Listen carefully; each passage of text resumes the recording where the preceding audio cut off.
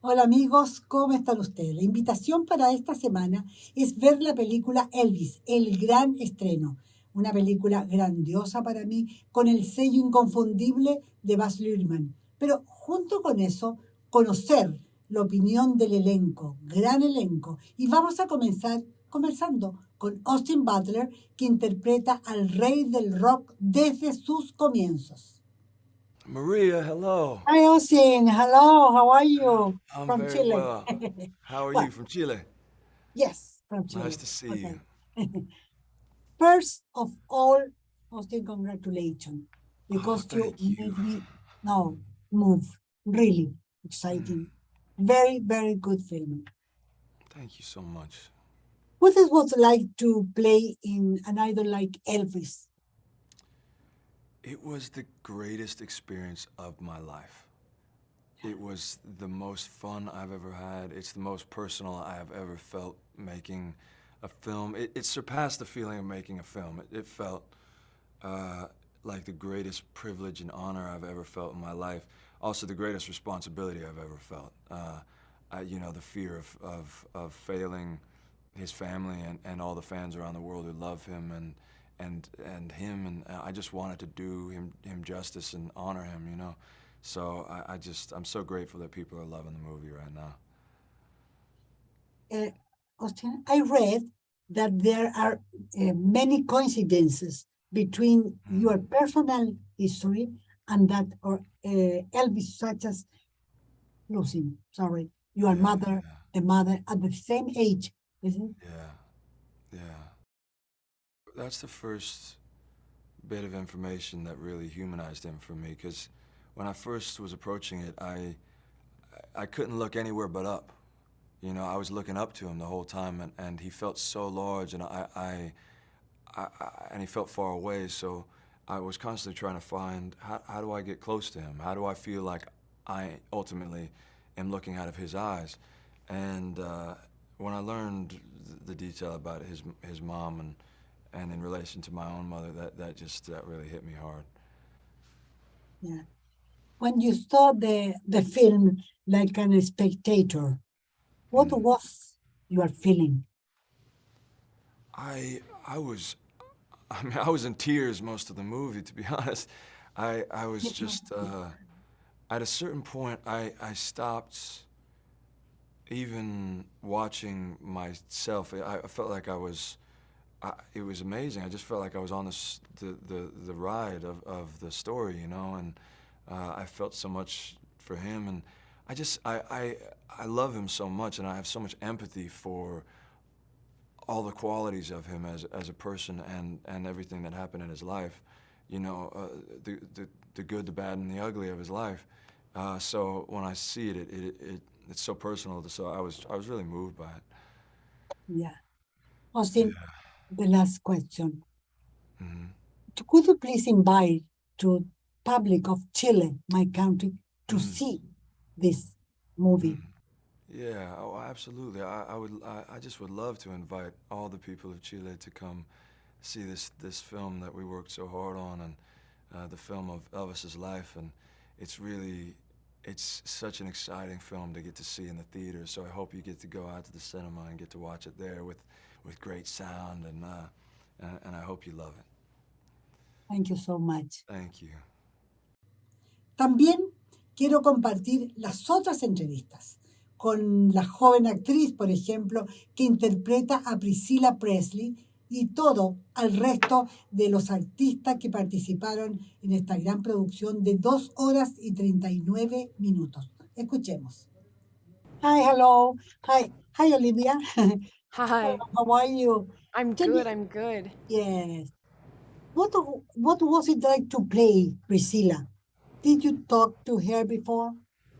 I didn't get to touch base with her before we started shooting the film. I think with COVID and everything else, it was just a little tricky. But she came to come with us, which was really, really special. And she's been around here helping us support the film and talk about it and reintroduce it to the next generation. So it's been really lovely. How did you prepare for this character? For me, It was a lot of research. It was a lot of reading. I obviously, learned a lot about Elvis and about the context of when we were setting the film, the 50s, the 60s, the 70s. I worked with our movement coach, Polly Bennett, quite a lot. Yeah, lots of research, lots of time. In your opinion, how do you define, or what is the message Of the film? Yes. I think, it's a cautionary tale about celebrity, about fame, fortune, the duality of man, jealousy.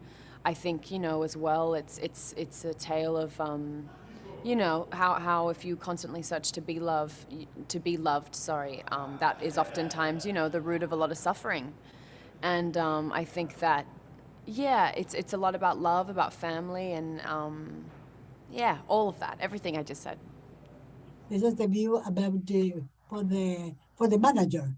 How is Tom Hanks like a manager in the Well, how's it film? working with Tom? Yeah. I mean, Tom is such an icon in his own right. Whenever I remember the first time I heard his voice was in a hallway, all I could think about was Woody from Toy Story. So I Yeah. think to be able to go to work with him and to get to know him, it was he's a great guy, and he treats everybody with a huge amount of love and respect, and he's a joy to be around. Olivia, what can you say to the audience of Chile, my country, for this film to see the movie? This is one of the best films I've seen in a really long time.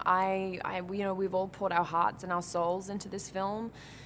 The backbone of this film is love and respect for his legacy, for his music. It's an experience, this film. I think, there hasn't been a film made in I would say over 5 years that demands to be watched in a cinema. And I think this movie commands attention, it commands space, and I think that everybody needs to go and see it. What were for you the most emotional moments? I think definitely towards the end of the film, there's the car scene, there's the sort of the divorce. I think that, I think that those bits were really hard to shoot. I'd spent a long time sort of, I guess, empathizing with her and sitting with her and sort of feel those moments viscerally it was a lot. Olivia, a final words for Chile. Final words for Jilla Yeah. from me? I mean, I guess it's, if you dream it, you'll do it. It's a beautiful quote from the movie, and I think it really sort of, encapsulates her hope and her love for him. Thank you. Thank you very much so much. Thank you. Hi, Kelvin. How are you? Hi, I'm good. How are you? Yeah, very good. Good. Could you tell me how did you create your character? I started with looking at interviews of him, as many as I could, and then I listened to the music. And obviously, the BB King I'm playing is from a very specific time period, so Yeah. there were no proper interview footage of him in that time. So I looked at a lot of pictures and had to use my imagination and apply what I saw of him and what I understand based on what I've read and mesh the two. And so that's what I did. Yes, Kelvin is who is BB King for you?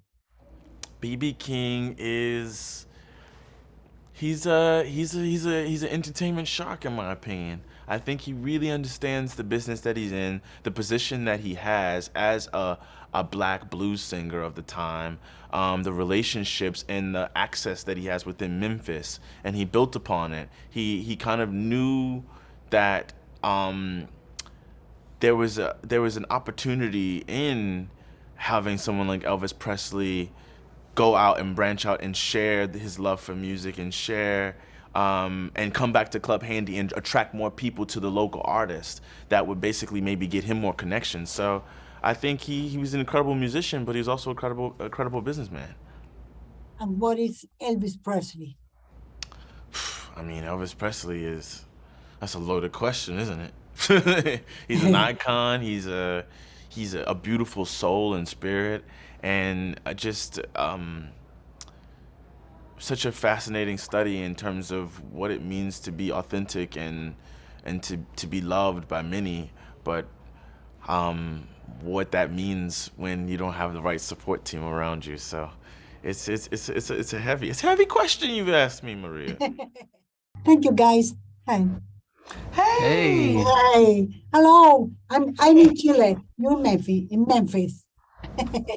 Nice. Okay. Yes. What has it been for you to work or to be a part in this fantastic film? Oh, it has meant the world for us. It has been such a big learning experience, being able to rediscover who invented everything when it comes to rock and roll in the 40s and the 50s. Sister Rosetta Tharpe is the inventor of rock and roll, who discovers Little Richard, who is the architect of rock and roll. And in my scene, you see us at Bill Street. She's hosting at Club Handy. Sure am. And I'm just tearing it up, you know, getting the party lit, turning up, and you see Elvis come back from the other side of segregation to get re-familiar and re-inspired with that soul and that spirit. Yeah, it really does. It really highlights how essential, like, the culture at the time was to Elvis's ability to do what he needed to do musically, to the point that he felt he was getting so distant from his reason to his inspiration that he has to cross the line of segregation illegally. They're like, we want to like arrest you. Like, this is a dangerous move. But he needs to, because he grew up on that side of segregation. And this is what we discover in the movie, that he grew up entirely like the token white boy in Blackville, you know, and he's everything that he absorbs is the black community, is black culture. And so everything that we see, that we love of him, is blackness. And to conflate those two things and make that clear is the context of this movie. And Baz does a beautiful job of making sure that we see that these things are indelibly linked, and you know that we don't just have this divorcing of, you know, the knowledge of where Elvis came from that we know, you know. So that's just like this great, that's what it means to me. It's like a real great mission to redress what feels like a real wrong that has been done to, you know, just the story of rock and roll. Como siempre, les pido que nos hagan llegar sus comentarios. Y cuando vean la película, cuéntenme si están de acuerdo en que con otro manager, Elvis no habría muerto a los 42 años. Hasta la próxima con otra entrevista.